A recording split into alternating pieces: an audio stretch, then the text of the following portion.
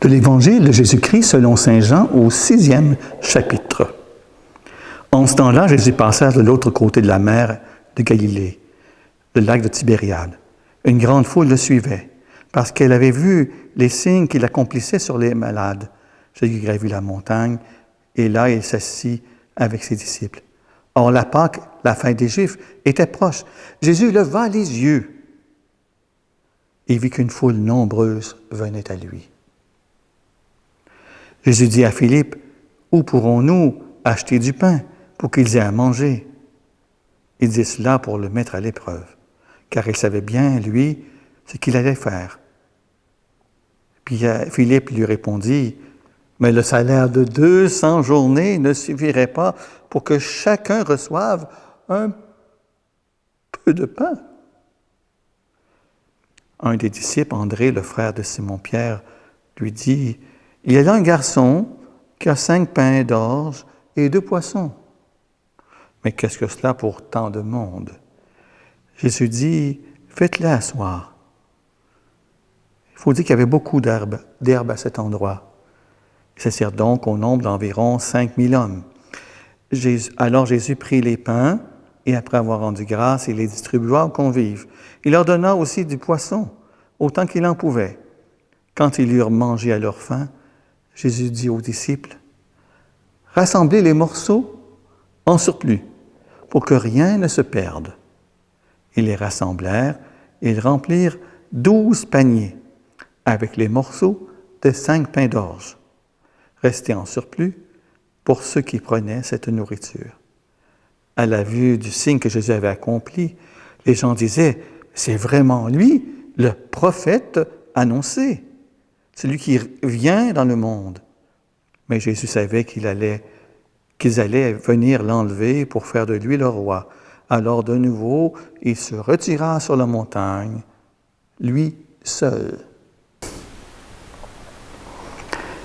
Je ne sais pas quelles sont vos expériences de manger, parce qu'il est vraiment question de manger à travers cette aventure de l'Évangile d'aujourd'hui.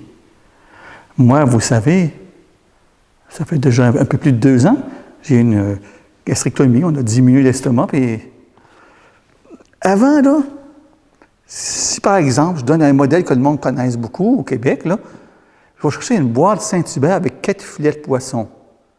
Pas capable d'en manger plus que la moitié. Je suis parfaitement rassasié avec 2 morceaux.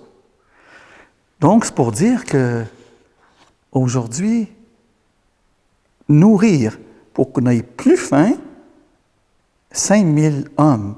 Et souvent, on dit, dans certains textes, sans compter les femmes et les enfants, comment ils étaient vraiment, en tout cas, ils étaient un bon nombre. Bien, c'est le récit de la multiplication des pains. On dit que Jésus prit les pains, après avoir rendu grâce, dire merci, il les distribua. Il les donna ainsi que du poisson, tant qu'ils en voulaient. La fatigue des apôtres devant une telle foule affamée nous fait penser à une multitude actuelle, non pas affamée physiquement, mais pire encore, affamée et éloignée de Dieu, souffrant d'une anorexie spirituelle qui l'empêche de participer à la Pâque et d'apprendre à connaître Jésus. Nous ne savons pas comment nourrir une telle quantité de gens, mais il flotte dans cette lecture un air d'espérance.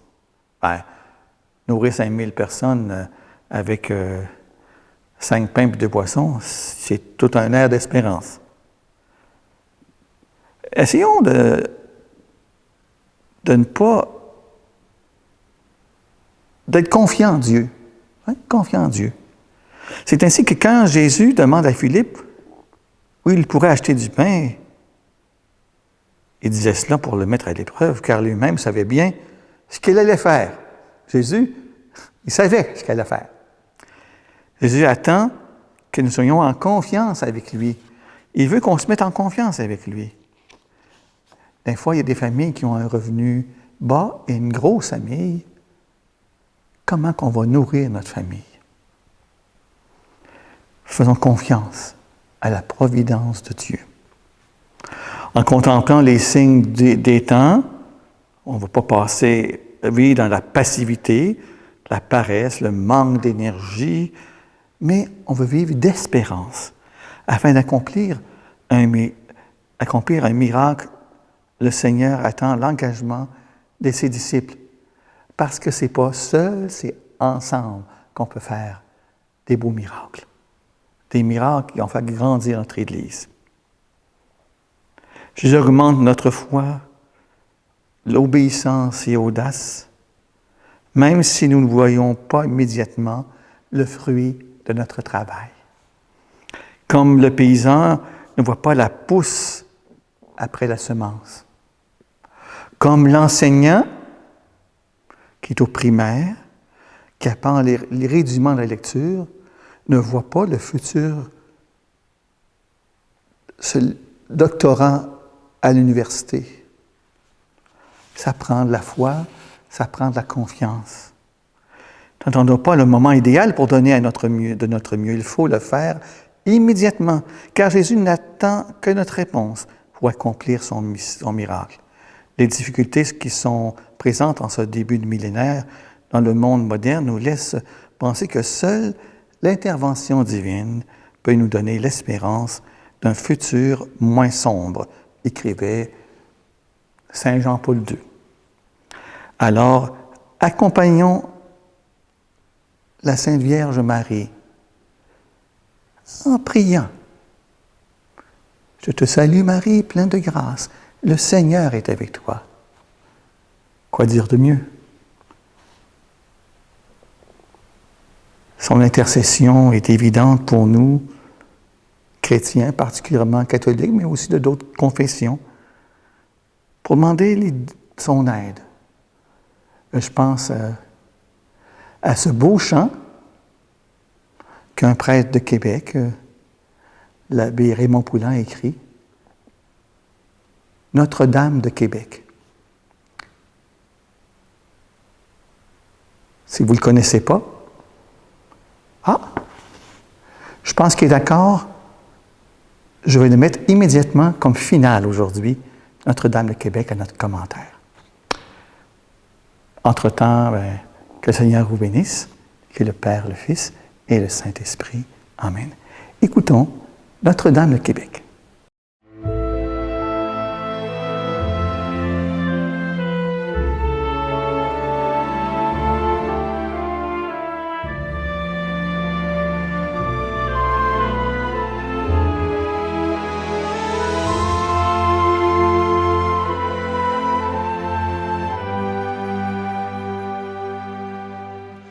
Je ne viens pas seul pour te prier, j'apporte avec moi l'humanité. De Québec, voici le monde entier. Vierge Marie, viens nous guider. J'apporte avec moi tous tes enfants, malades et tous les souffrants. J'apporte avec moi toutes les familles. Vierge Marie, bénis nos villes. Notre-Dame de Québec, par ton cœur immaculé, protège notre humanité. Tes enfants sont en danger. Notre-Dame de Québec, par tes mains immaculées, caresse notre humanité et tes enfants seront protégés. Je ne viens pas seul pour te prier, j'apporte avec moi les mal-aimés. De Québec, voici le monde entier. Vierge Marie, viens nous guider. J'apporte avec moi tous tes enfants, les femmes, les hommes de notre temps. J'apporte avec moi les méprisés. Vierge Marie, viens nous aimer. Notre-Dame de Québec, par ton cœur immaculé. Protège notre humanité, tes enfants sont en danger. Notre-Dame de Québec, par tes mains immaculées, caresse notre humanité et tes enfants seront protégés.